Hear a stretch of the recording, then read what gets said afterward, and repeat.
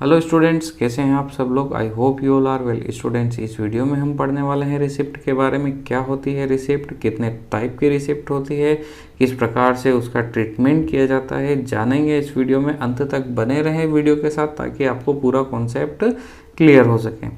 तो चलिए शुरू करते हैं इस वीडियो को और जानते हैं रिसिप्ट के बारे में।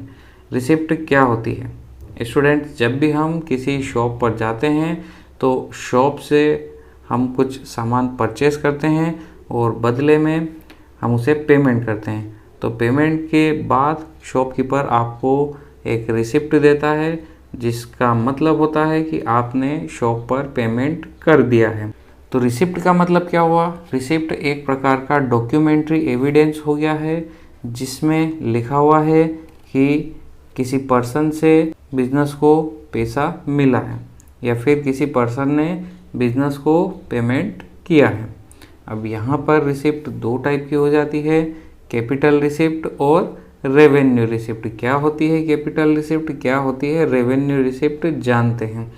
जैसा कि हमने एक्सपेंडिचर में पढ़ा था कि एक्सपेंडिचर भी दो टाइप के होते हैं, कैपिटल एक्सपेंडिचर और रेवेन्यू एक्सपेंडिचर। वैसे ही यहाँ पर रिसिप्ट में भी दो टाइप हम देखने वाले हैं, कैपिटल रिसिप्ट और रेवेन्यू रिसिप्ट के बारे में।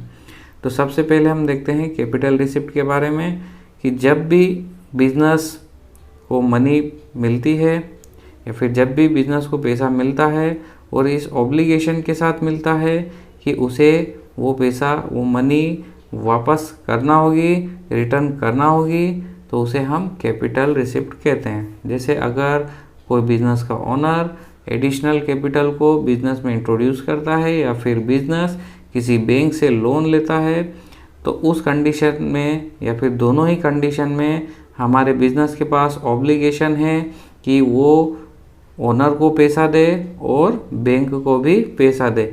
तो जब बिजनेस ओनर को पैसा देगा या फिर ओनर से पैसा लेगा तो उसे इक्विटी में हम काउंट करते हैं, और जब बिजनेस बैंक को पैसा वापस देगा या फिर बैंक से पैसा लिया है बिजनेस ने ऑब्लिगेशन के साथ कि उसे पैसा वापस देना है, तो वो एक प्रकार से लायबिलिटीज़ हो जाती है।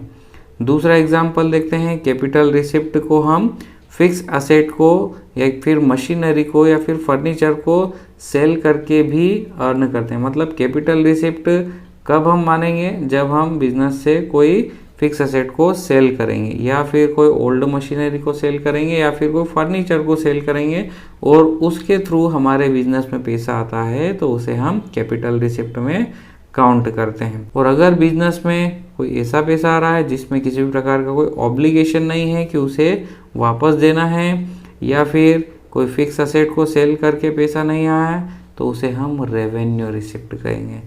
अगर रेवेन्यू रिसिप्ट का एग्जाम्पल देखें तो जो सेल्स रिसिप्ट है वो रेवेन्यू रिसिप्ट है, और जो फर्म को इन्वेस्टमेंट पर जो इंटरेस्ट मिला है वो भी रेवेन्यू रिसिप्ट में काउंट होगा। सो स्टूडेंट्स, आई होप आपको रिसिप्ट का कॉन्सेप्ट क्लियर हो गया होगा। रिसिप्ट क्या होती है, कितने टाइप की होती है।